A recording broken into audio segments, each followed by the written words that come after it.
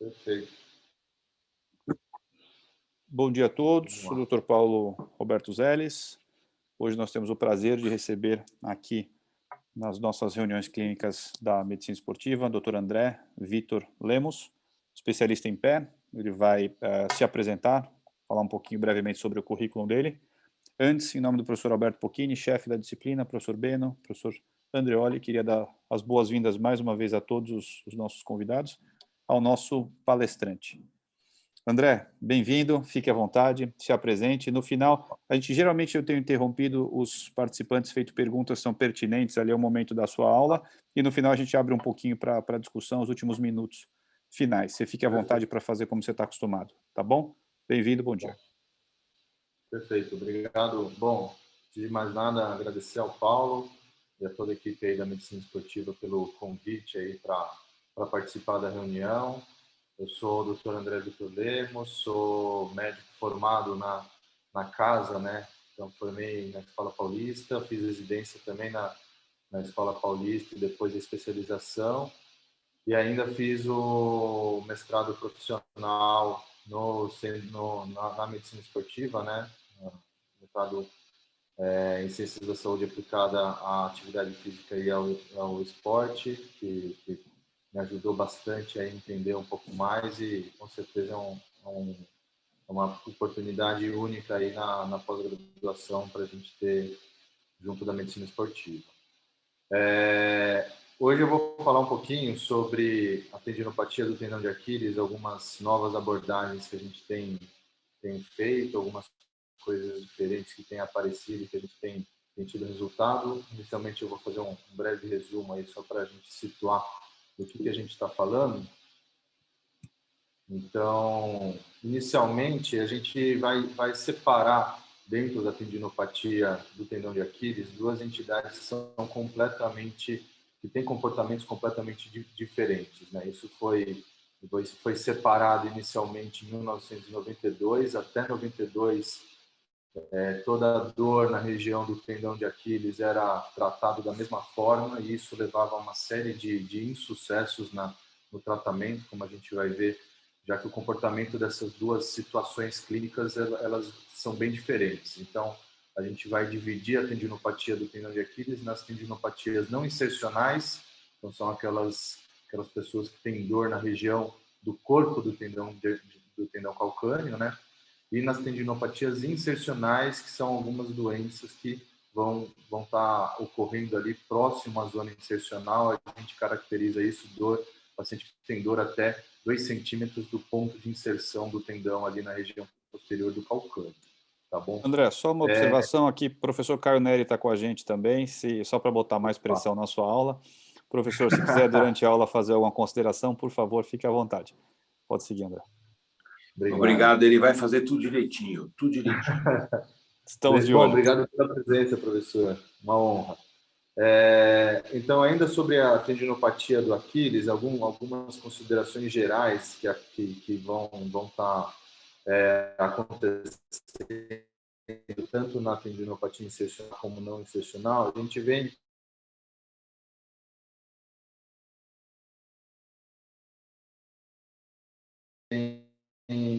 tem observado um aumento na prática esportiva. Então, as pessoas elas têm se tornado mais ativas e como as lesões de sobrecarga elas acontecem geralmente nessa população, então a gente vê um aumento da incidência da tendinopatia, tanto insercional quanto não insercional. E ela tem uma forte relação com a idade também. A gente vê que é muito raro a tendinopatia em pacientes jovens, né? Abaixo dos 30 anos é muito raro e ela acontece mais comumente acima dos 35 anos de idade. E uma série de causas elas podem estar associadas à ocorrência da tendinopatia. Geralmente, a gente vai investigar cada caso para tentar identificar qual fator é o mais importante para desencadear o quadro doloroso, né? Mas geralmente a gente encontra ou alguma sobrecarga ou algum erro de treinamento, algum desequilíbrio muscular na perna desse paciente, a pobre vascularização que é inerente aí da região da perna, mas em especial em algumas situações específicas, como no nas doenças que estão relacionadas, né, o diabetes ou o tabagismo também podem estar implicando nessa pobre vascularização. Existe uma predisposição genética, né? Então a gente tem alguns estudos que estudam genes que estão mais relacionados com a ocorrência da tendinopatia, mas para efeito terapêutico isso ainda é um long shot, né? A gente está muito distante de ter alguma terapia que vai corrigir esses problemas genéticos, mas a gente vê que algumas pessoas algumas famílias são especialmente suscetíveis a tendinopatias de forma geral e no Aquiles não é diferente, né? Algumas relações medicamentosas, algumas doenças reumatológicas e algumas deformidades também podem ser implicadas como causa, tá? O tendão de Aquiles ele tem uma vascularização peculiar, né? Existem algumas divergências aí em como ocorre a vascularização, mas o que a gente vê é que na região proximal a gente tem alguns vasos que vêm da musculatura posterior da perna, geralmente são vasos que têm origem na artéria tibial posterior e na zona insercional também. E a zona intermediária do tendão, que a gente considera como uma zona hipovascular, geralmente tem uma irrigação feita pela artéria fibular. Então, e principalmente na zona onde a gente tem o encontro dessas duas vascularizações, são os locais onde a gente tem a maior ocorrência de rupturas do tendão. Então, a gente entende que essas zonas têm uma vascularização frágil, né? A desorganização das fibras de colágeno e fissuras, com degeneração mucoide, neovascularização, e principalmente a gente observa que nos quadros de tendinopatia, o mais típico é a gente não ter células inflamatórias. Até por isso a gente evoluiu, né, na terminologia,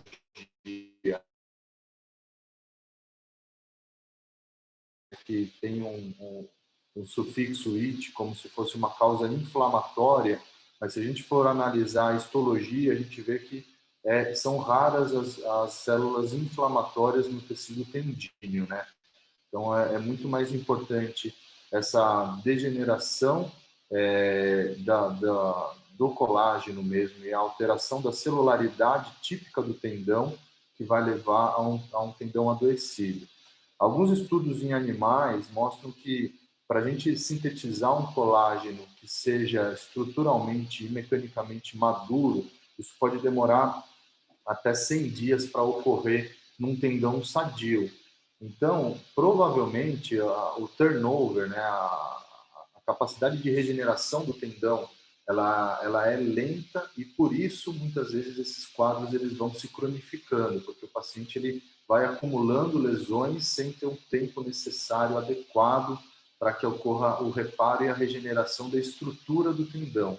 E é isso que a gente vê muitas vezes, né? Pacientes que vão se mostrando com um quadro arrastado, tá?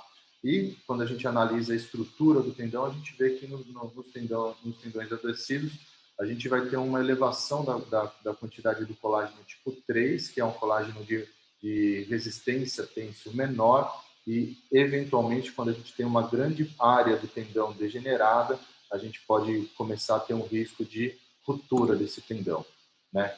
A gente vai classificar ainda a tendinopatia agora, a tendinopatia não insercional, geralmente, de uma forma anatômica, né? Se a gente tiver uma inflamação peritendínea, a gente vai ter uma peritendinite, isso não é exatamente o mais comum da gente encontrar, mas alguns pacientes têm só uma inflamação ao redor do tendão, e aí sim é um quadro inflamatório, mas a tendinose, né, ou a tendinopatia com paratendinite ou a tendinose pura, que são os quadros mais que ficam crônicos e normalmente levam a quadros que têm uma resolução mais difícil, né? Então a gente pode ver aí na fotografia, muitas vezes a gente consegue observar isso a olho nu, a gente vê um espessamento, um aumento de volume.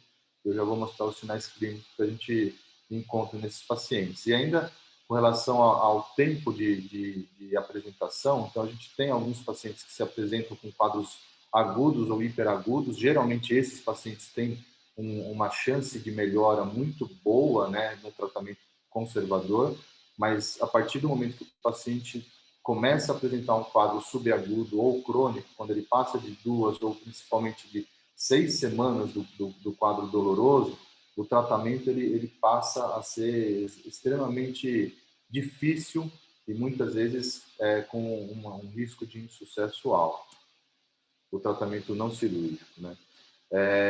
Com relação à etiologia, então, da tendinopatia não insercional, a gente vê isso ocorrendo principalmente em atletas de impacto, que a gente chama, né, que são os corredores e saltadores, e a gente tem uma estatística bem cruel, né? A gente vê que de 7 a 15, 18% aí dos corredores, eles têm um risco de apresentar aí um quadro de tendinopatia, isso ao longo de um ano, né, a depender da intensidade e do volume de treino, né. Então, como eu já tinha comentado, muitas vezes a gente vai procurar, principalmente nos corredores, né, algum fator desencadeante relacionado à prática esportiva. Então, se aquele atleta está realizando alguma sobrecarga, se ele tem alguma alteração do alinhamento, alguma restrição articular, ou se porventura ele mudou o tipo de terreno onde ele tem treinado e por isso ele está desencadeando. E ainda alguns erros de treinamento podem ser identificados, tá? Ainda o tipo de calçado, né, que esse corredor está utilizando, né, se ele é adequado e se ele está em bom estado, principalmente, né, é muito comum a gente ver corredores aí passando do tempo do uso dos tênis, né, então às vezes o desgaste do tênis pode também ser implicado aí como um fator causal, né.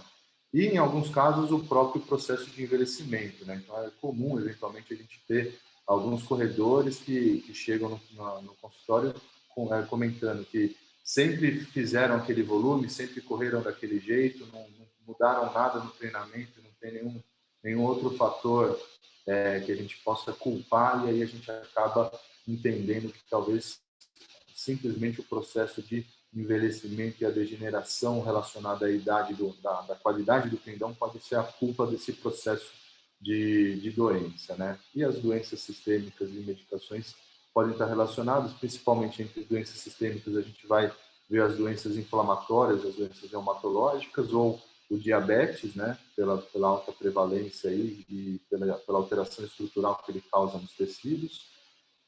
E com relação à medicação, principalmente o uso ou de alguns antibióticos, principalmente as fluoroquinolonas, e o uso de corticoides também pode estar relacionado com o processo de apodrecimento do tendão. Tá? No exame clínico da tendinopatia do Aquiles, a gente vai ter uma dor na região do tendão, do corpo do tendão calcâneo. Geralmente, na verdade, a gente sempre vai procurar, né, se existe alguma restrição da mobilidade articular. Com frequência a gente vê um encurtamento da cadeia posterior. Algumas vezes a gente já encontra algum grau de hipotrofia muscular, e no tendão propriamente dito a gente vai pesquisar, né, o aumento de volume, presença de defeitos ou nodularidades na região. Sempre vai realizar o teste de Thompson, que é o teste em que a gente faz a compressão da panturrilha, e essa compressão ela provoca uma flexão passiva do tornozelo para a gente ter segurança de que o tendão ele continua íntegro, né, que o mecanismo ali flexor do tornozelo está preservado. E esse sinal do arco doloroso aí, a gente usa ele para diferenciar, e é isso que está mostrando na foto aqui, se a gente está frente a um quadro de uma dor de tendinopatia ou uma inflamação peritendínea, né? Na tendinopatia insercional, a gente tem uma clínica que é um pouquinho diferente, né? Então, a gente tem normalmente uma reação inflamatória, e aí sim, muitas vezes a gente encontra algum tecido inflamatório próximo à região insercional, não propriamente no tendão, mas as bursas ao redor do tendão podem ter um processo inflamatório. A própria ênteses, né, que é a junção do tendão calcâneo no osso, ela pode ser sede de um processo degenerativo também parecido com a tendinopatia do corpo, com fissuras intratendíneas, degeneração mucoide e alteração da capacidade de resistência dessa zona insercional. Normalmente, a tendinopatia insercional ela vai acometer pessoas que são um pouco mais velhas, né? Então vai ter uma faixa etária um pouco mais avançada, geralmente ali próximo dos 50, 60 anos, tá? Não é muito comum a gente ver a tendinopatia insercional em paciente mais jovem do que isso, mas pode acontecer. E pessoas mais pesadas, né? Então está mais relacionado com a obesidade também. Mas, eventualmente, pode sim acontecer em atletas jovens repetitivos, mas não é algo comum. E tem uma grande associação com a deformidade do Haglund, que eu vou mostrar daqui a pouquinho para vocês, e a presença das bursites, né, a bursite retrocalcaniana. Então, na avaliação clínica, é frequente a gente ver essa deformidade na região posterior do calcâneo, então um aumento de volume ali na região insercional, a dor também é localizada nessa região, e muitas vezes a gente vai ter um déficit ou dor à extensão do tornozelo, porque às vezes a proeminência do osso do calcâneo pode impactar contra o tendão. Também a gente vai pesquisar se existe hipotrofia muscular e o teste de Thompson, já que na tendinopatia insercional é mais comum a gente acabar observando casos de ruptura. Tá? Então aqui a gente vai ver na tendinopatia insercional essa tríade aqui, né, que é a deformidade de Haglund. Vocês veem meu mouse, né, Paulo? Ou não? Deixa eu colocar um marcador aqui. Sim, sim, estamos vendo bem, estamos vendo. Então aqui, ó, essa proeminência superior da região posterior do calcâneo é o que a gente chama de deformidade de Haglund.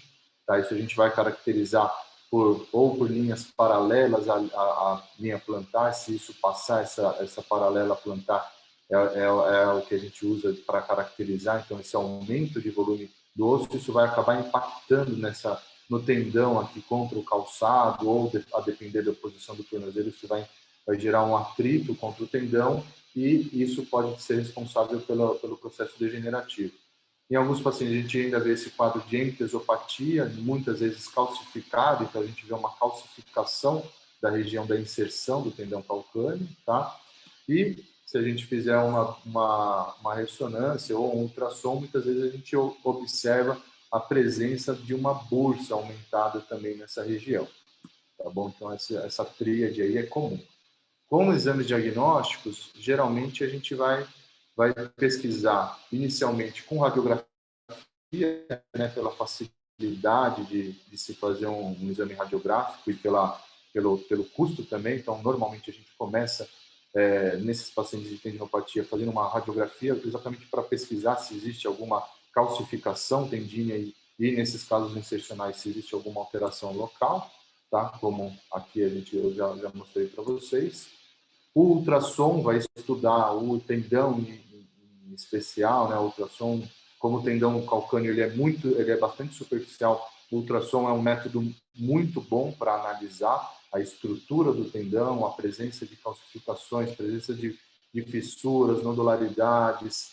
Então, assim, o ultrassom é um exame muito valioso no tendão de Aquiles, tá? E ele traz praticamente todas as informações que a gente vai observar na ressonância, sendo mais barato, mas a gente tem aquela dificuldade, né, de ser dependente do operador e a gente precisar confiar no laudo do colega que está vendo, e já na ressonância a gente consegue, muitas vezes, o próprio colega que está tratando, ele vai poder observar as alterações e tirar suas próprias conclusões, mas a ressonância ela não vai ter grandes benefícios diagnósticos, ela vai trazer basicamente as mesmas informações que o ultrassom bem feito, mas de uma forma um pouco mais direta de visualizar e podendo talvez quantificar um pouco melhor o quanto do tendão está acometido, tá? Então aqui a gente vê um espessamento, né, na ressonância do tendão calcâneo, né? O tendão está bastante alargado, com algumas degenerações intratendíneas nesse caso aqui, tá? E a gente ainda pode ver também a presença das bursas, das calcificações, como a gente vê no ultrassom e na radiografia também, é um exame que fica muito mais claro, tá? Com relação ao tratamento, praticamente todos os pacientes, se não todos os pacientes de tendinopatia do calcâneo, seja ela insercional ou não insercional, eles vão seguir um tratamento não cirúrgico inicialmente, tá? A princípio a gente não tem nenhuma diretriz, nenhum protocolo para indicar o tratamento cirúrgico logo de cara num paciente de tendinopatia, tá? Mas a gente sabe que, principalmente na tendinopatia insercional, e em especial naquelas que a gente tem uma série de alterações anatômicas, então se a gente tem um Haglund importante, se a gente tem um entesófito importante, a chance de sucesso desse tratamento não cirúrgico ele vai sendo cada vez menor. Então, na tendinopatia não insercional, a gente tem uma chance de sucesso relativamente boa, de 70% a 90%.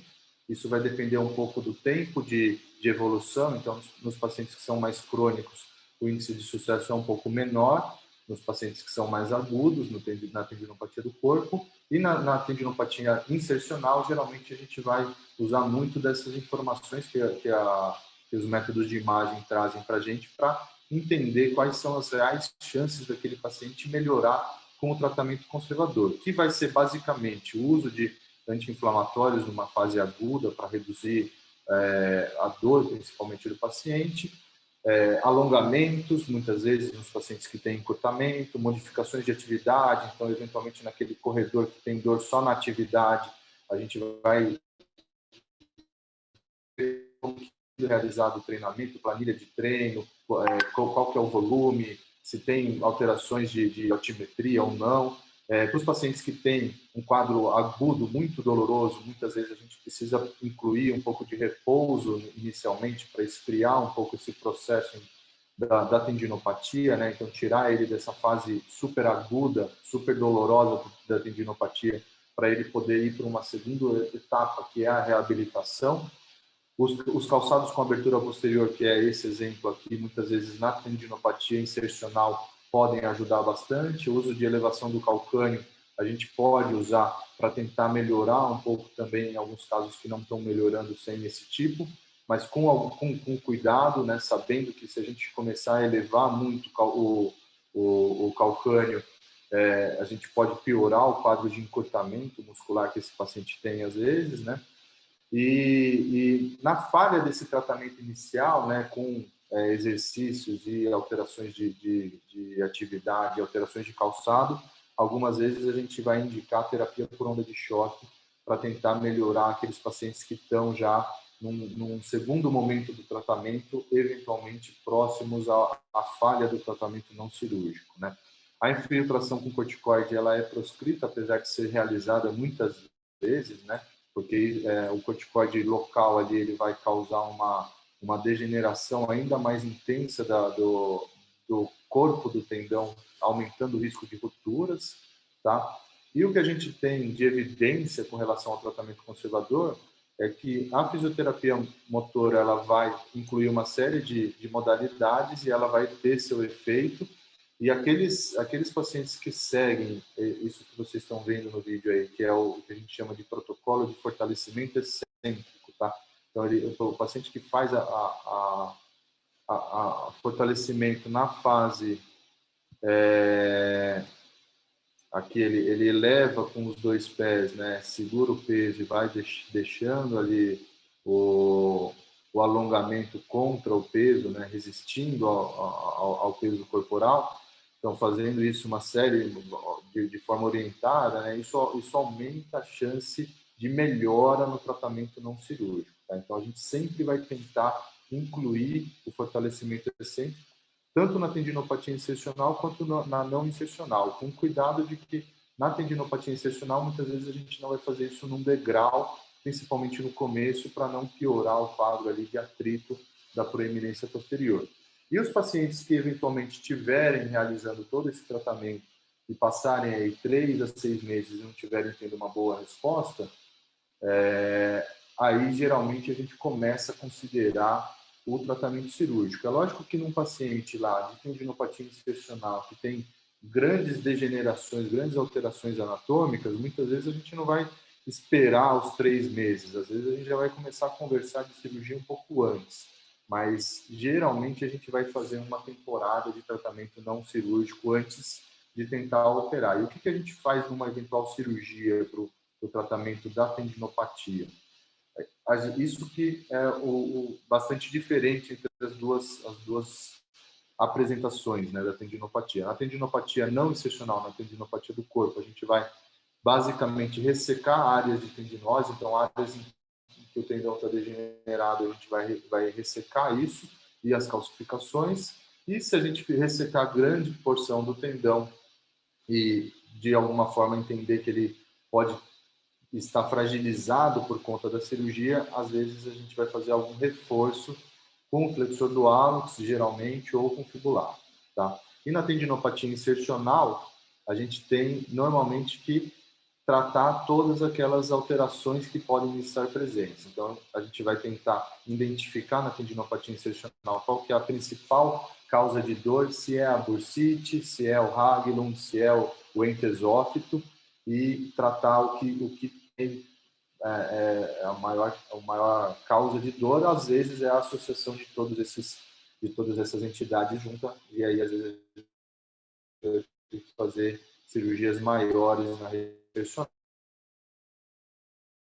que estão na zona insercional, a gente acaba tendo que reinserir o tendão na tuberosidade. Então, aqui só algumas imagens, eu vou mostrar algumas imagens do que a gente faz eventualmente. Então, aqui tem algumas imagens de livro, aqui, então, com grandes incisões, debridamento do tendão, fazer tenólise. Então, se a gente tem só um quadro de paratendinite que não resolve, a gente pode só fazer com a abertura do paratendão. Mas quando a gente tem degeneração intratendínea, a gente precisa ressecar esse foco de degeneração ou de calcificação. E aqui na zona insercional, coisas parecidas realizadas de forma aberta, né? Então aqui só um caso que já era um caso já pós-operatório, já veio mexido, na verdade, era inicialmente uma tendinopatia, a princípio insercional, que foi feita a reinserção com âncora, mas depois de algum tempo de evolução, o paciente continuou com quadro inflamatório, fazendo calcificações. E num primeiro momento, esse paciente, a gente fez aí, por ele ter uma série de degenerações e a gente acreditar que um tratamento menos invasivo talvez não fosse suficiente, e ainda ele tinha um histórico de infecção nessa perna, a gente optou por fazer um tratamento aberto, né, sabendo dos riscos disso, tentando ressecar todas as áreas degeneradas, aquelas calcificações, retirar as âncoras, coletar material ainda para cultura, para ver. E quando a gente faz esses procedimentos abertos, o grande risco é de algum problema de cicatrização dessa área, porque é frequente. Então, sabendo disso, uma alternativa que a gente tem é usar algum curativo especial. Nesse caso é um curativo com aspiração, um curativo que a gente chama de pressão negativa, né? Então, aqui a incisão ela é fechada, a gente vê que não é uma ferida aberta, mas mesmo nesse tipo de ferida a gente pode adaptar e colocar um curativo aspirativo para aumentar a vascularização, principalmente da pele, e facilitar a cicatrização. A gente vê que mesmo sendo um caso já operado, já mexido, com uma ferida de risco, e nesse caso a gente não teve nenhum problema de cicatrização, né? E aqui é o pós-operatório, então a gente vê que ressecamos bem aquela área das calcificações, conseguimos retirar as âncoras e o tendão continuou funcionando mais ou menos bem, né? Mas não teve um resultado exatamente brilhante nesse caso. Ainda existem algumas formas de tratamento menos invasivas para a tendinopatia do corpo, né? Essa aqui é uma técnica descrita pelo Mahfoud em 97, em que ele faz stab incisions, né? Pequenas incisões com uma lâmina longitudinais no tendão para tentar, de alguma forma, interferir naquele processo de doença, naquela degeneração, tentar estimular de alguma forma o processo cicatricial e dessa forma melhorar o quadro doloroso do paciente. Então, isso aqui é uma descrição de técnica. Pessoalmente, eu não tenho muita experiência, acredito que no grupo também pouca gente tenha se aventurado a fazer isso daí, apesar de estar descrito. Mas a gente tem ainda também algumas formas menos invasivas de tratamento, que é o debridamento artroscópico, tá? Então aqui eu tenho algumas imagens aqui dessa cirurgia. Então esse paciente tinha uma tendinopatia do corpo, do tendão, com alguma degeneração, mas sem grandes áreas de tendinose. Então, com esse tipo de cirurgia a gente não consegue entrar exatamente dentro do tendão, mas a gente consegue fazer um bom debridamento do tecido peritendíneo e, em alguns casos, a gente observa aí um bom resultado com melhora da dor depois de um tratamento de debridamento como esse, já que a gente entende que a gente consegue melhorar ali, talvez, a área de neovascularização, fazer alguma denervação da parte anterior do tendão, e alguns pacientes vão melhorar com esses tratamentos, com esse tipo de tratamento menos invasivo. E falando agora um pouco do tratamento cirúrgico da tendinopatia insercional, então aqui é aquele caso lá, aquela mesma radiografia que eu mostrei para vocês no começo, agora com o exame de ressonância. Então, nesse caso, a gente vê uma série de alterações, o paciente não melhorou com o tratamento não cirúrgico, optamos pelo tratamento cirúrgico, e aí nesse caso a gente não tem muita opção, já que a gente precisa trabalhar muito nessa zona insercional. A gente vê que aqui talvez 1/3 da área insercional esteja ocupada por esse entesófito que a gente vai ter que tratar. E aqui são imagens da ressonância. Na sequência, eu separei uma imagem ali desse corte só para a gente comentar. Então, que a gente vê aquelas alterações, né? Então, a presença do entesófito, o Haglund, a bursite, né? Então, a gente vê como aquela proeminência do osso calcâneo tem íntimo contato com o tendão na região ali, um pouco acima da inserção mesmo. E aí, nesses casos, o que a gente acaba fazendo num tratamento aberto é também um tratamento bastante agressivo, abrir o tendão ao meio, né, para ressecar a área de degeneração, principalmente aqui próximo da inserção que a gente vê. Então, aqui normalmente a gente resseca a porção degenerada do tendão. Aqui embaixo a gente ainda tem aquele entesófito, e aqui a gente ainda vê a proeminência superior, que é o Haglund.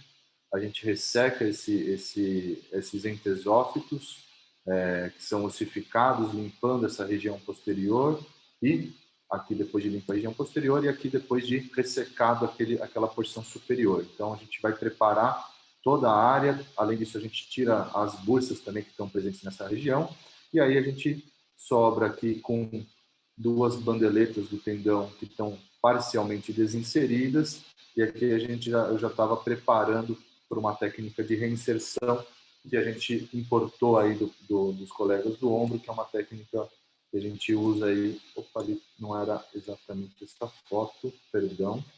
Mas aqui é uma técnica em que a gente usa essas fitas e âncoras para fazer uma reinserção em dupla fileira. Isso aproxima uma porção um pouco maior do tendão, tem uma boa resistência a esse tipo de reparo, podendo a gente fazer uma reabilitação um pouco mais acelerada. Aqui no final da cirurgia desse mesmo paciente, a gente observa que a integridade, né, do mecanismo flexor aí. Então, esse aqui é o teste de Thompson, lá que eu comentei no começo, né? Então, a gente vê que o pé faz essa flexão na hora que a gente comprime a panturrilha, mostrando que o tendão está bem aderido lá na região do osso calcâneo. E aqui é o paciente com 6 meses já fazendo alguns movimentos de elevação. Aqui a gente ainda observa uma leve hipotrofia da musculatura, né?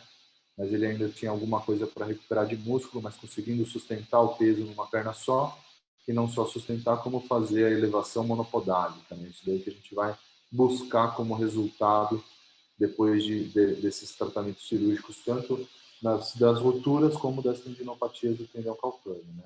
E principalmente nesse caso, né, a melhora da dor na região insercional. E para alguns outros, e aqui é o resultado, né? Então, aqui a radiografia pós-operatória, a gente vê que como fica melhor, né? Como a gente consegue tirar toda essa região do entesófito, como a gente resseca todo o Haglund, e aí a gente não tem mais atrito e contato do tendão que está inserido agora na porção superior contra nenhuma proeminência ali, nem contra calçado, nem nada disso, tá? E aqui é um outro caso, um pouco mais leve também, de tendinopatia insercional. A gente vê que existe sim alguma entesopatia, alguns entesófitos, aqui alguma calcificação intratendínea, e essa era uma preocupação, mas esse paciente tinha muito mais dor na bursa, na região um pouco acima da inserção, numa manobra que a gente faz com 2 dedos, a gente chama de two fingers, a gente comprime lateralmente o tendão, e se ele tem dor não na compressão da inserção, mas um pouco acima, muitas vezes esse paciente é um paciente que é candidato para um tratamento menos invasivo da tendinopatia insercional. Então, aqui a gente vê que realmente a zona insercional tem alguns focos de degeneração, mas não são grandes, e não era exatamente o foco de dor do paciente. Aqui é uma imagem de como isso é realizado, são portais realizados ao lado do tendão. Essa é a imagem que a gente consegue observar, vocês vão ver no vídeo que não é uma coisa tão simples de enxergar. Muitas vezes a gente vai localizando pontos também com agulhas no intraoperatório, com o uso da escopia para ajudar a gente a se localizar nessa região posterior, e aqui com um shaver e com um artroscópio a gente vai conseguindo limpar toda essa região posterior. Então aqui é um vídeo também da visão que a gente tem durante a cirurgia. É lógico que a gente não, nesse tipo de cirurgia, a gente não se baseia puramente no que a gente está vendo, mas também na localização, que a gente sabe onde os instrumentos estão, e no tato, né? Então, a gente usa outros sentidos para conseguir se localizar e conseguir fazer o debridamento, aqui fazendo um pouco de hemostasia da região de debridamento aí da região insercional. Aqui a gente tem, aqui por cima o tendão de Aquiles e aqui embaixo o osso calcâneo. Às vezes a gente vai usando lâminas de partes moles e lâminas ósseas aqui do shaver para ir limpando essa região da bursa e aquela porção superior do calcâneo. E essa daqui é a imagem desse paciente. Então a gente vê como a gente consegue ressecar bem aquela porção aumentada, né, que poderia estar causando impacto contra a região insercional. As bursas são retiradas pelo shaver, mas aquelas áreas de calcificação, elas não vão todas embora, né? Mas esse paciente também teve um bom resultado aí e melhorou das dores. Paulo, acho que era basicamente isso aí que eu tinha para mostrar. Queria ver se o pessoal tem dúvidas aí. Agora a parte mais legal, que são as perguntas, né? Como sempre, excelentes suas aulas, parabéns mais uma vez. Esclareceu bastante. Acho que essa artroscopia na região posterior não é uma coisa muito frequente, né? E a gente vê que não só dá para limpar, com a impressão que fica que às vezes até a gente limpa um pouco mais, né? E é uma artroscopia diferente. Queria, se o professor Caio Neri estiver por aqui, quiser também falar um pouquinho da experiência dele, que a gente sabe que é bem vasta aí nessa área. Fique à vontade, professor. Ok, obrigado. Primeiro, eu queria parabenizar o André, que ele abordou de maneira bem completa todo o assunto, né? E deixou pouca coisa para a gente comentar.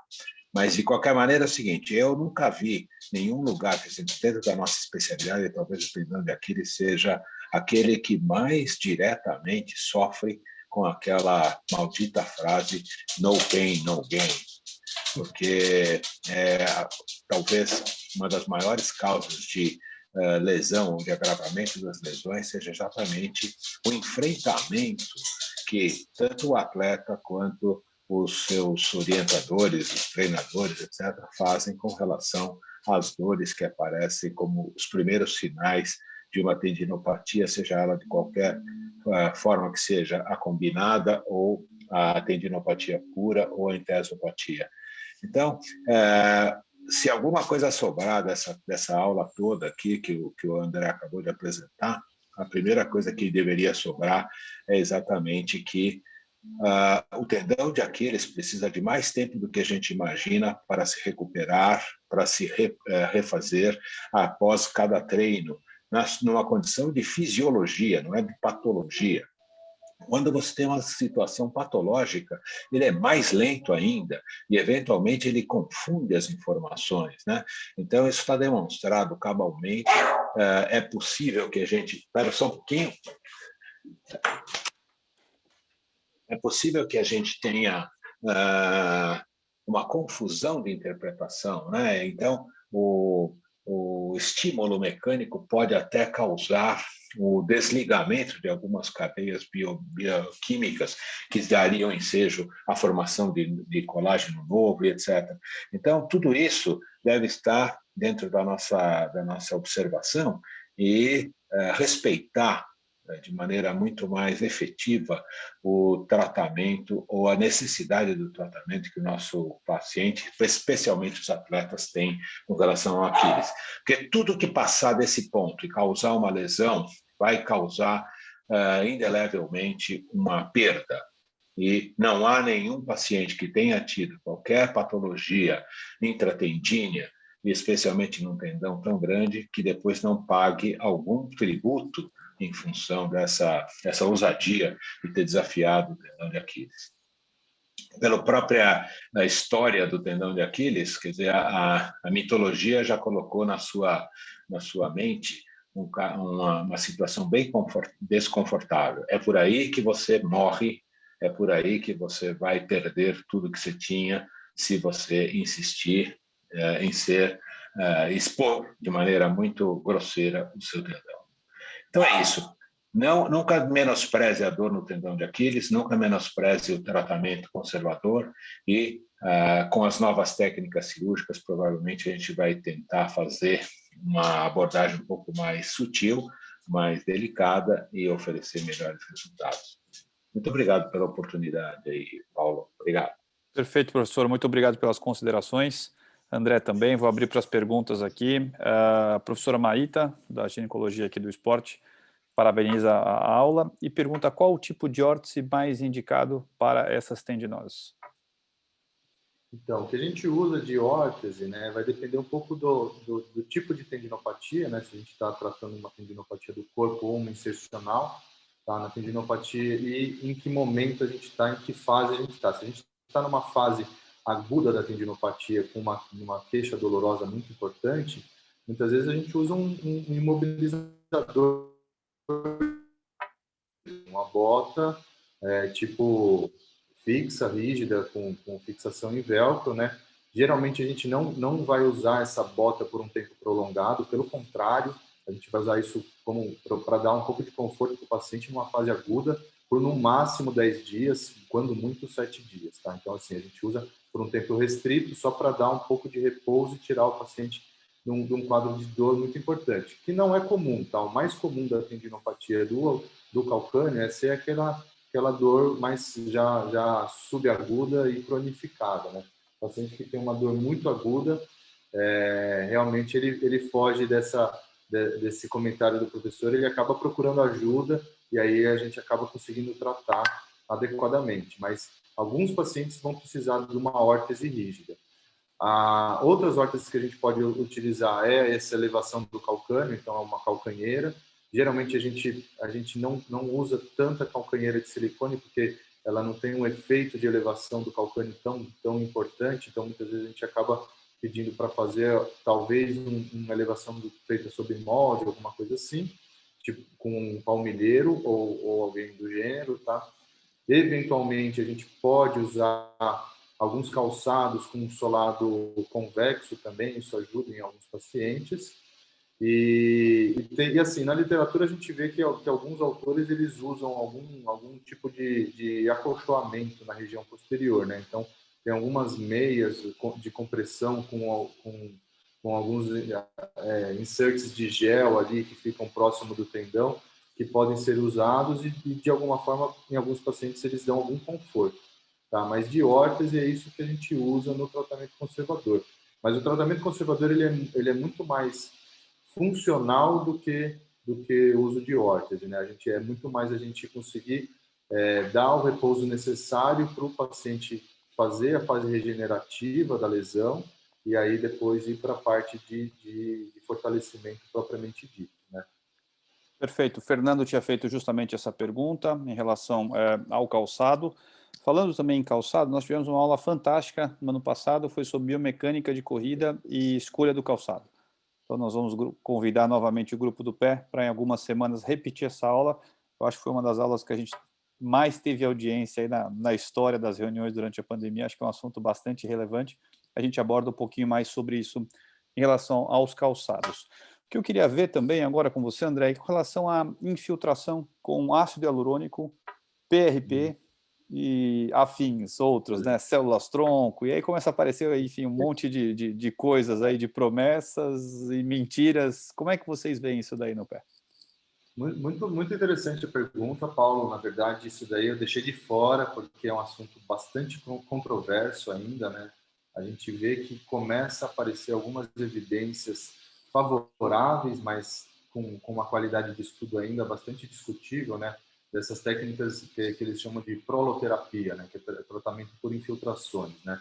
Então, aí usando uma série de agentes, seja o ácido hialurônico, uma tendência disso favorecer o processo cicatricial ou o uso de algum agente biológico propriamente dito, que é ou o PRP, que hoje em dia está muito mal visto, então o pessoal está abandonando um pouco, mas talvez ele seja mais difícil de controlar do que exatamente um malefício.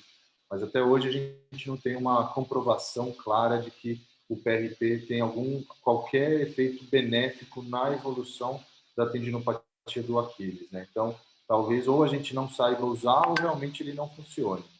E alguns outros análogos aí. Como Desculpa. Oi, professor? Desculpa.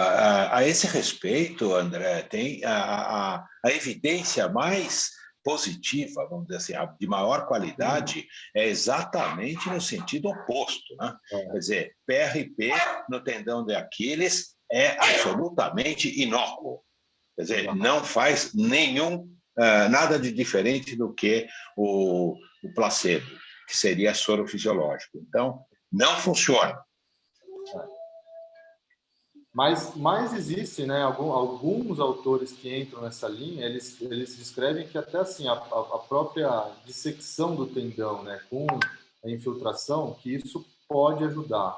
Mas a gente não tem uma evidência clara e exames bem feitos para indicar esse tipo de terapêutica que observa na prática clínica, que muitas vezes isso acaba retardando um tratamento que seja mais efetivo, né? Então, até o momento, a gente não encontrou o elixir da vida, da cicatrização do tendão de Aquiles.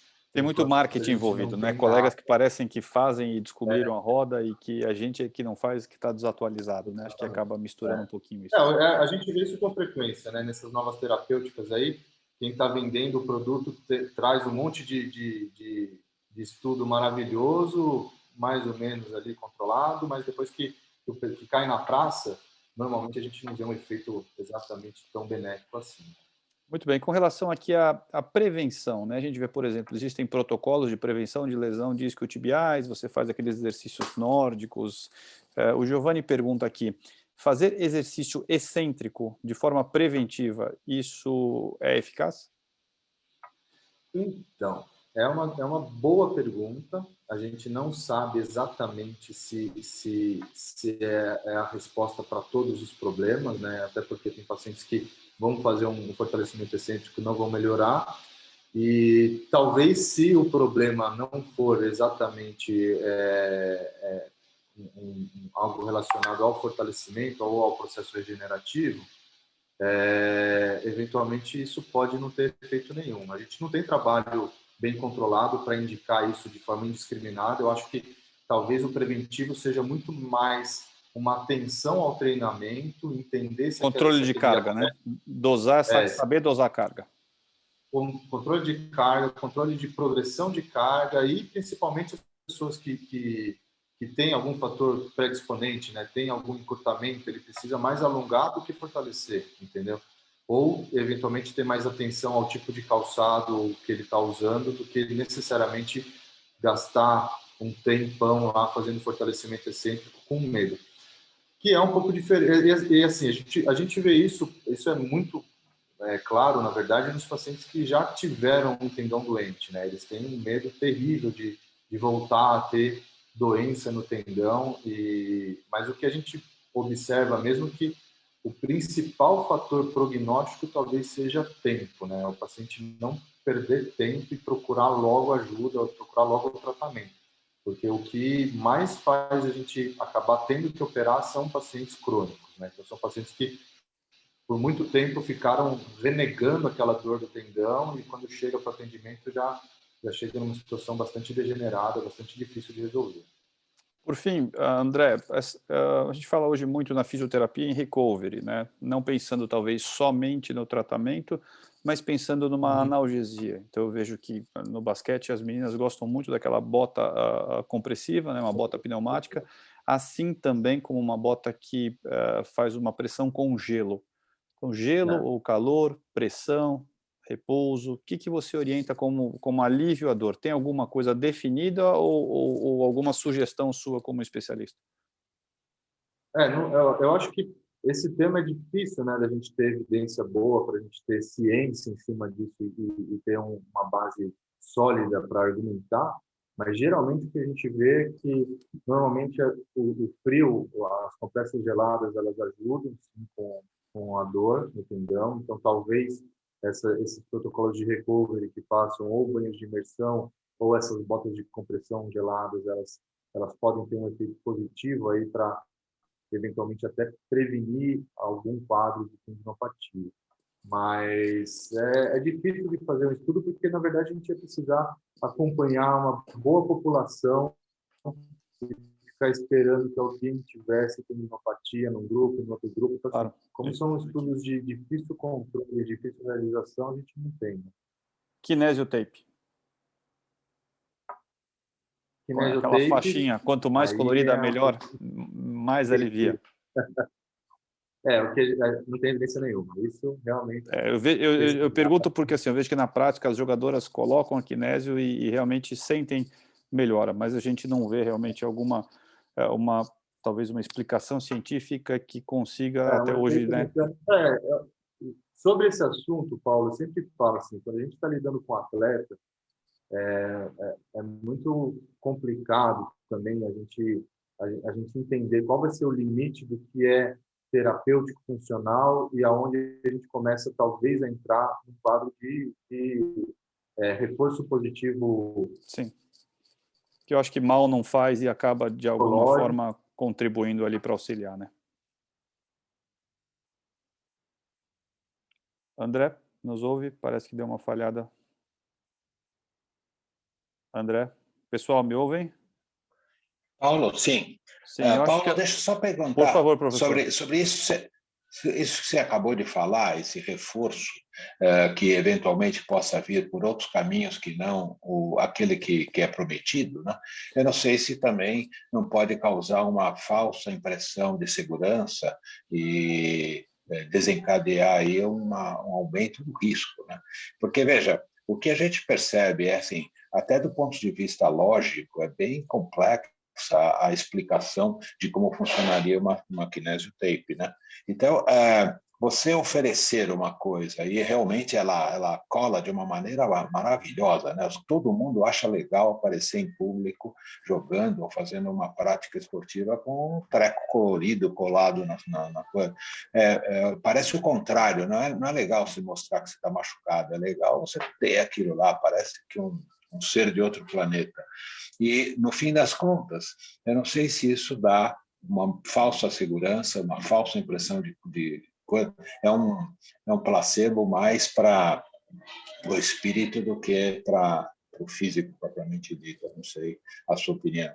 Concordo plenamente, professor. E você já mostrar para o adversário que você está com uma limitação, né, é muito bem lembrado, né? Você já está mostrando que aqui esse é o seu ponto fraco, né? Mas enfim, a gente vê que às vezes atletas que estão acostumados há 20 anos fazer essa mesma coisa, às vezes até é difícil a gente apresentar alguma coisa científica para mudar. Claro que a gente não pode vender uma coisa que não é comprovada, mas ao mesmo tempo também eu acho que é um assunto aí um pouco mais delicado, difícil de na prática a gente conseguir realmente mostrar.